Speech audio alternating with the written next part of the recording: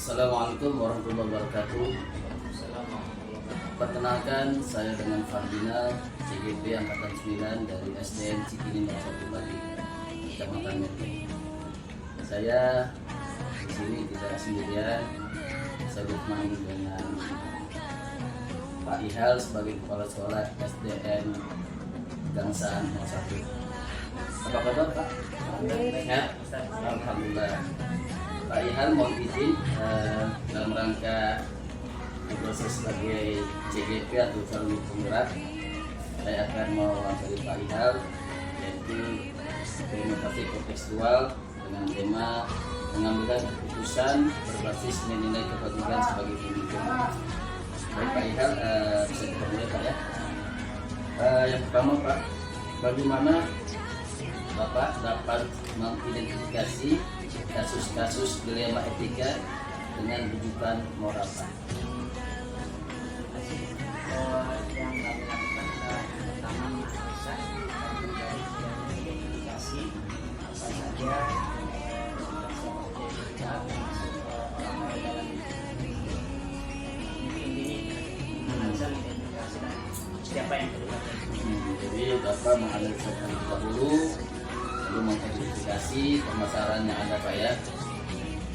Jadi nanti akan mengetahui apa konflik Pak. Baik Pak, selanjutnya selama ini bagaimana Bapak mengambil keputusan di sekolah Bapak yang Bapak pimpin ini, terutama kasus-kasus ketika ada dua kepentingan yang sama-sama benar atau sama-sama mengandung nilai kebajikan atau sisi positif. Kalau hal itu terjadi, biasanya kami mencoba mencari tahu lebih dalam. Karena kita kalau seperti itu kita tidak bahwa sebenarnya di antara dua itu mana yang lebih baik dan terbaik dari yang mereka. Kemudian kita lihat juga mana yang dampaknya lebih luas kepada pihak sekolah. Jadi Bapak memilah-milih Pak ya, seleksi lah gitu Pak ya, dan melihat dulu dampaknya yang benar untuk dengan sekolah ya Pak. Baik Pak. Yang ketiga nih Pak, langkah-langkah seperti apa yang sudah Bapak lakukan selama ini Pak? Yang pertama adalah mengambil pihak terkait, kemudian identifikasi permasalahan terkait, kemudian memusyawarahkan di antara mereka. Kemudian setelah itu, kalau setelah ada musyawarah, kita ambil keputusan yang terbaik, ya. Tentunya yang terbaik bagi semua pihak. Gitu Pak ya, mengidentifikasi terlebih dahulu permasalahannya apa Pak ya, lalu bermusyawarah, lalu mengeputusan Pak ya. Baik Pak, selanjutnya hal-hal apa saja yang lebih efektif dalam kasus-kasus dilema etika ini Pak? Yang paling efektif saya rasa kita mengedepankan musyawarah, ya, musyawarah dalam pengambilan keputusan. Karena dengan musyawarah akan insya Allah memberikan dampak yang baik untuk berbagai pihak. Baik Pak, jadi musyawarah dikedepankan Pak ya. Selanjutnya Pak, hal-hal apa saja yang selama ini merupakan tantangan dalam pengambilan keputusan pada kasus-kasus dilema etika Bapak? Itu tadi, ketika ada dua kepentingan yang sama benar atau sama-sama baik, itulah yang merupakan tantangan. Kadang-kadang kita perlu pemikiran atau penelusuran lebih dalam. Baik. Untuk selanjutnya Pak, pertanyaan berikutnya, apakah Bapak memiliki sebuah jadwal tertentu dalam sebuah penyelesaian kasus dilema etika ini Pak? Apakah Bapak langsung menyelesaikan di tempat atau memiliki sebuah jadwal untuk menyelesaikannya, bentuk atau prosedur seperti apa yang Bapak jalankan? Kalau jadwal tertentu tidak ada, kita disesuaikan dengan kejadian yang ada. Kejadian ya Bapak di sini. Kemudian kita pada saat kejadian kita langsung ambil keputusan, kita identifikasi, karena kalau menunda nanti takutnya masalah akan tambah besar. Baik. Jadi kalau ditunda nanti ada masalah datang lagi Pak ya. Jadi belum bisa terselesaikan nanti tentunya Pak. Baik Pak. Selanjutnya, adakah seseorang atau faktor-faktor apa yang selama ini mempermudah atau membantu Bapak dalam pengambilan keputusan dalam kasus-kasus dilema etika ini Pak? Alhamdulillah semua personil yang ada di sekolah kami ya semuanya support untuk kepentingan sekolah. Jadi ketika ada masalah-masalah mereka saling membantu dan ikut urun rebuk memecahkan masalah. Tentunya berarti seluruh warga sekolah Pak ya, baik guru maupun teknik kali Pak ya, jadi mereka saling membantu. Termasuk komite kali Pak ya. Alhamdulillah Pak. Selanjutnya Pak, yang terakhirnya Pak ya, dari semua hal yang telah disampaikan Bapak, pembelajaran apa yang dapat Bapak petik dari pengalaman Bapak mengambil keputusan di etika ini Pak? Yang pertama bagi kami adalah bahwa ketika ada masalah segera ambil tindakan dan keputusan. Yang kedua mengedepankan musyawarah dalam menyelesaikan masalah. Dan yang ketiga kita menjadikan masalah itu untuk pembelajaran ke depannya bagi baik kepala sekolah atau juga atau semua warga sekolah. Baik. Bagus sekali Pak ya.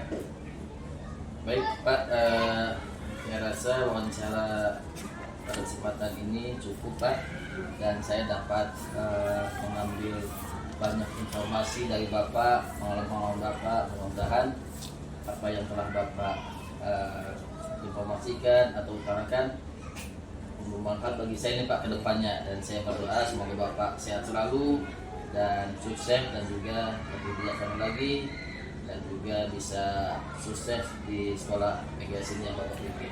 Terima kasih Pak Ihan atas waktunya. Assalamualaikum Pak. Demikian wawancara saya dengan Bapak Ihan selaku Kepala Sekolah SDN Pegangsaan 1. Semoga wawancara tadi bisa membuat saya mendapat hal-hal baru, terutama dalam mengambil keputusan di sekolah. Terima kasih. Salam sehat dan bahagia selalu. Assalamualaikum warahmatullahi wabarakatuh.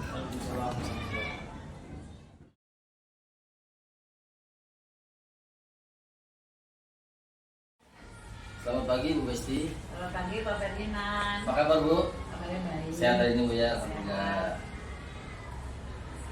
Bu Besti mohon izin terkait tugas saya sebagai calon guru penggerak di demonstrasi kontekstual modul 3.1.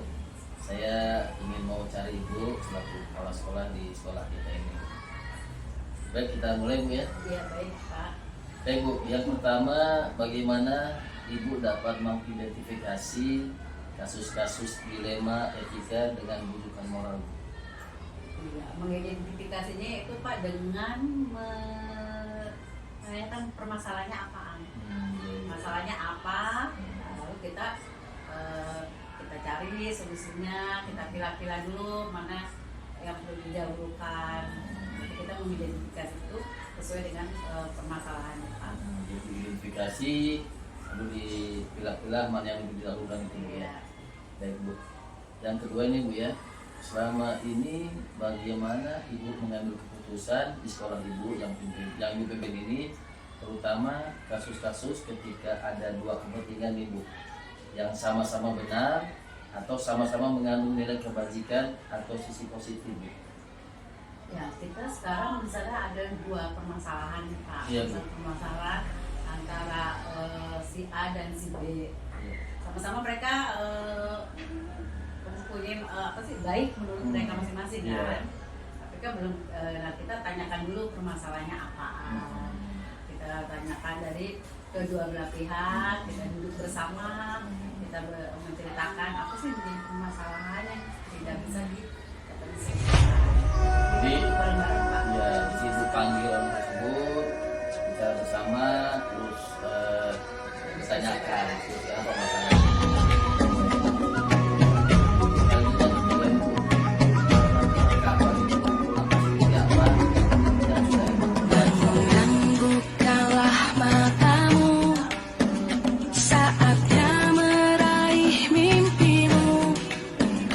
Arahkan pandangan ke depan, Tuhan kan menuntun.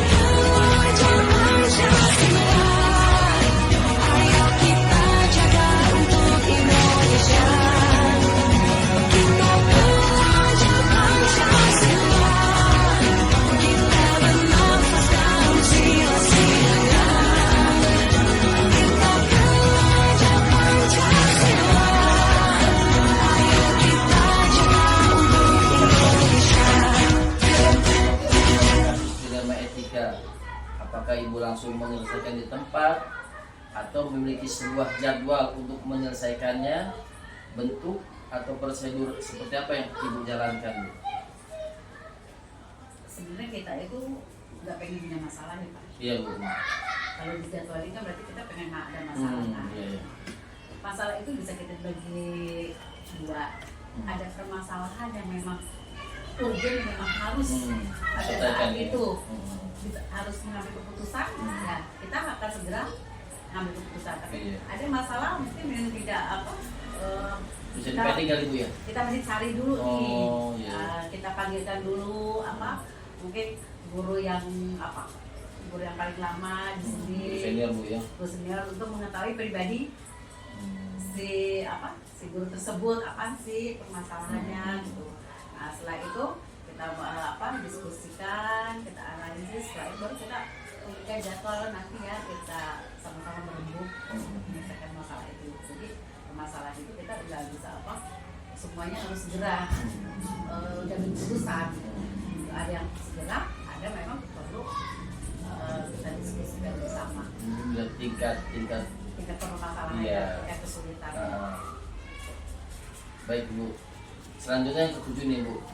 Adakah seseorang atau faktor-faktor apa yang selama ini mempermudah atau membantu Ibu dalam pengambilan keputusan dan kasus-kasus dilema etika? Ya kalau dalam mengambil keputusan kalau kita ada masalah itu ya apa sih?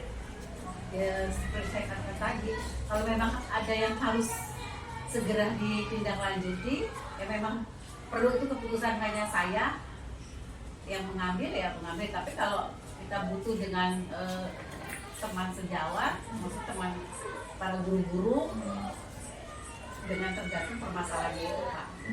Jadi nggak ada maksudnya, oh saya ngambil keputusan tuh harus ada si A, si B, si C, tidak. Tapi tergantung kita kebutuhan kita.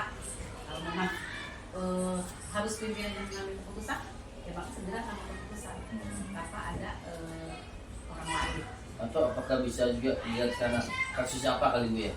Lihat kasusnya ya. Makanya itu kembali keputusan kan tergantung dari kasusnya apa nih. Kalau memang pimpinan itu bisa menyelesaikannya dengan yang punya masalah, kita bisa selesaikan berdua, ya mungkin kita udah itu berdua. Tapi kalau membutuhkan teman-teman guru-guru yang lain, ya makanya kita harus sama, kita harus diskusi gitu. Baik, Bu. Yang terakhir, Bu ya, dari semua hal yang telah disampaikan atau Ibu sampaikan, pembelajaran apa yang dapat Ibu petik dari pengalaman Ibu mengambil keputusan dilema etika ini, Bu? Pembelajaran saya dapatkan itu Pak, kalau saya dapat menyelesaikan masalah itu dengan baik.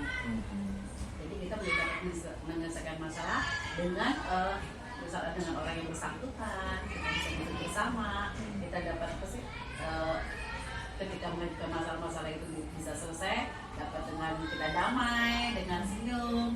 Nah, mungkin itu adalah pengalaman terbaik. Jadi kita merasa tidak ada beban, Bu ya, jadi plong itu ya. Baik Ibu, terima kasih atas kerjasamanya dan juga untuk jawaban-jawaban yang telah kita atau saya sampaikan.